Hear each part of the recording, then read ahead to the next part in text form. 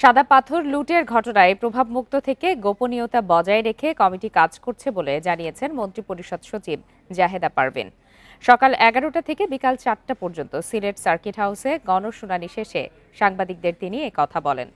মন্ত্রিপরিষদ সচিব বলেন, পাথর লুটের ঘটনায় সংশ্লিষ্ট সকল অংশীজনের মতামত ও তথ্য উপাত্ত সংগ্রহ করা হয়েছে।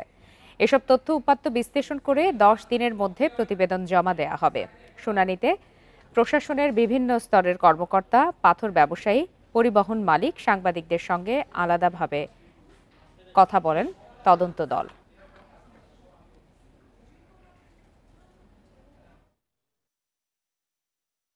আমাদের তদন্ত কিন্তু চলমান। আমরা ব্যক্তিগতভাবে শুনেছি। এখন হলো আমাদের যেগুলো পেপার ক্লিপ আছে, পত্রিকার নিউজ আছে, অন্যান্য যে ডিজিটাল এবং ইলেকট্রনিক মাধ্যমে যে বিষয়গুলো আছে সেগুলো কিন্তু আমরা পর্যালোচনা করবো।